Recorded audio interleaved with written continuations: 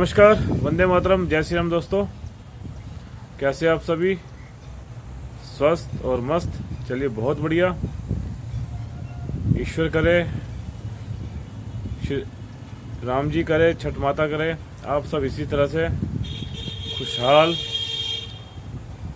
और मस्त रहें। दोस्तों, जैसे कि मैंने पीछे एक वीडियो बनाई थी अपनी यमुनानगर में यमुना नहर को लेकर, जहां पर इतनी बड़ी नहर के अंदर और इतनी ज़्यादा संख्या में पूर्वांचल आबादी होने के उपरांत भी छठ घाट की जो संख्या है मात्र वो 3 बताई गई है।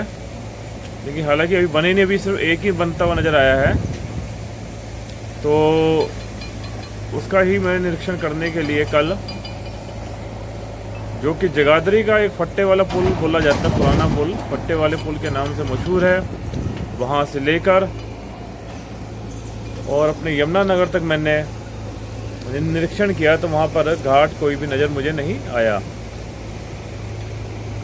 तो जो दोस्तों, जो अपना जगाधरी वाला फट्टे वाला पुल है, वहाँ पर जगाधरी की पूर्वांचल आबादी जाकर हर वर्ष छठ उत्सव, अपने त्यौहार जितने भी होते हैं, श्री गणेश उत्सव, ज्योतिया, ये सब आदि वहाँ पर मनाते हैं। और जगाधरी से लेकर यमुनानगर और हमीदा हेड तक पूर्वांचल आबादी इन घाटों पे, इन नहरों किनारे पर जाकर पूजा पत्ती अपनी संपन्न करती है। तो जो मैंने निरीक्षण करा, देखा वहाँ पर जब एक भी घाट नहीं है और एक घाट सिर्फ अभी यमुनानगर के अंदर ही बना है। और जैसे कि मैंने आपको पहले बताया था कि हरियाणा के यमुनानगर के अंदर मैक्सिमम आबादी पूर्वांचल की है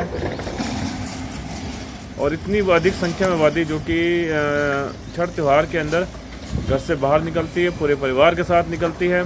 आखिर इन नहर के किनारे बिना घाट के कैसे अपनी पूजा पत्ती को संपन्न करेंगे? ये बड़ी अभी हैरानी वाली बात है और सोचने वाली बात है। तो जो मैंने पहले वीडियो डाली थी उस पर मंथन शुरू हो चुका है। कुछ लोगों के कमेंट भी आए मेरे पास, शेयर भी करा उन्होंने, और कुछ ने कहा ऐसा करें वैसा करें, कुछ नहीं होने वाला। तो दोस्तों देखिए, जीवन है और जीवन प्रयास का ही नाम है। हमारा काम है प्रयास करना, अपनी संस्कृति को बचाने की, अपने त्यौहार को बचाने की, अपनी पूजा पत्ती को बचाने की। कुछ लोगों ने कहा कि ठीक है, अगर घाट नहीं होगा तो हम छत पर टब रख के कर लेंगे। कुछ कहते हैं कि हमें गड्ढा खोद के उसके अंदर अपनी पूजा पत्ती को करेंगे। लेकिन साथियों, दोस्तों, मित्रों, मैं एक बात कहना चाहता हूँ, आपको ध्यान होगा कि छठ उत्सव का मतलब एक समझ मेल जोल भी होता है। हर आदमी अगर हर त्यौहार को अपने घर के अंदर करने लग गया, अपने खाली गली मोहल्ले तक सीमित रह गया, तो आपसी जो भाईचारा है, आपसी जो एक मेल मिलाप है, वो ना के बराबर हो जाएगा, खत्म हो जाएगा, शून्य हो जाएगा। आपको ध्यान होगा, जितने भी पूर्वांचल वासी है, कई बार हमको देखने को मिलता है कि छठ पर, पिछली छठ को हमारे को वो व्यक्ति मिला था, वो परिवार मिला था, वो रिश्तेदार मिला था, वो हमारा मित्र मिला था, और इस बार उस छठ को मिला वो घाट पे। मतलब जो हमारी ये एक मिलने मिलाने वाली भी जो सिस्टम है, ये भी समाप्त हो जाएगा अगर हम त्योहारों को अपनी गली मोहल्ले और घरों के अंदर मनाने लगे तो। दूसरी बात, पूजा पत्ती क्या है कि जब तक हम नहर की मिट्टी, यमुना मैया के उसमें पानी से मिट्टी नहीं निकालेंगे, रेत नहीं निकालेंगे और उससे बेदी नहीं बनाएंगे, तब तक हमारी पूजा संपन्न नहीं होती है। तो वो कैसे होएगा? अगर हम घर की छत के टप पे ऊपर करेंगे या गली मोहल्ले में गड्ढा खोद के उसके अंदर हम जो छठ पूजा पत्ती करेंगे, वो कैसे हम करेंगे? तो कहने का मतलब है कि जो नियम है, पद्धति है, वो नहर किनारे ही है। यमुना मैया हो, चाहे गंगा मैया हो, चाहे सरस्वती मैया हो, उनके जल में उतर कर ही है। सूर्य देव को अर्घ उनके जल में उतर के ही दिया जाता है। उन्हीं की मिट्टी से वेदी बनाई जाती है, फिर उससे पूजा की जाती है। यही पद्धति, यही परंपरा वर्षों पुरानी चलती आ रही है। अब विषय ये आता है कि हम क्या करें क्या ना करें। तो दोस्तों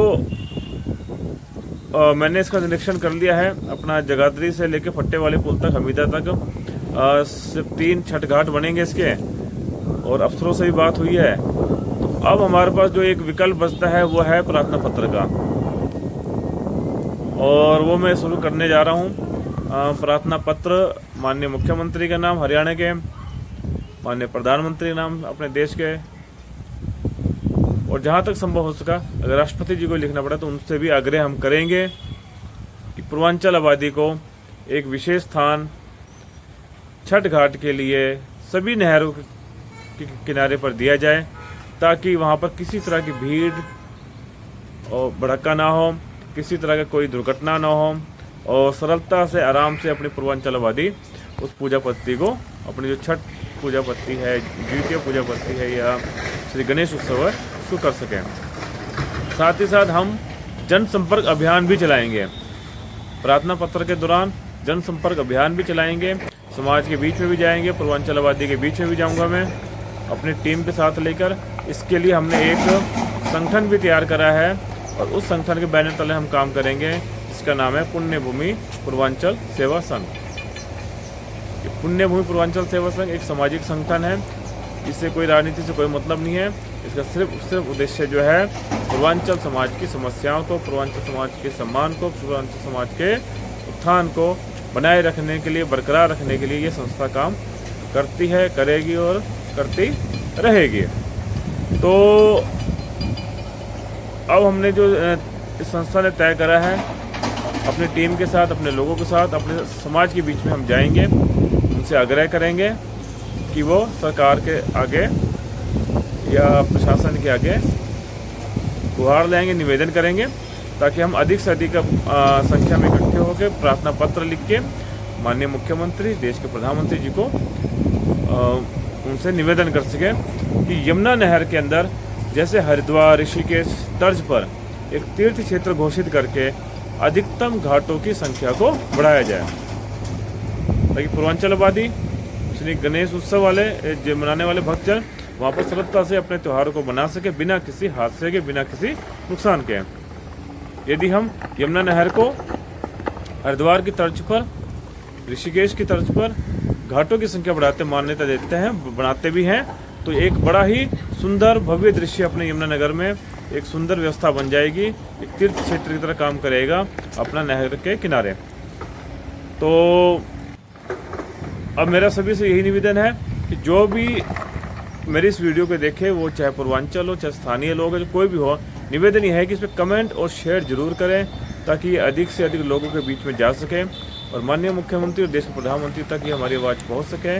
बाकी हम अब पत्र लिखना शुरू करेंगे, समाज के बीच में जाएंगे, उनसे उनका जो फीडबैक है वो लेंगे, और जो पत्र है वहाँ अपने माननीय मुख्यमंत्री जी को स्वयं दे के हम आएंगे। इसलिए इसके लिए और आप सभी का साथ चाहिए, सहयोग चाहिए और हौसला अफजाई चाहिए आप लोगों का। आप हमारे इस संघर्ष में शामिल हो, पूर्वांचल के सम्मान के लिए, मान के लिए और उनके रीति रिवाजों को कहते हैं बरकरार रखने के लिए। हम पूर्वांचलवासी सभी प्रकृति पूजकधारी हैं, तो आप सभी से निवेदन है, आप सभी हमारा सहयोग करें। चलिए मिलता हूँ अगली वीडियो में, और हम पत्र लिखने की अपनी तैयारी करते हैं और जनसंपर्क अधिक से अधिक संख्या में बढ़ाते हैं। सभी को वंदे मातरम, जय श्री राम, जय पूर्वांचल, जय छठ माता की।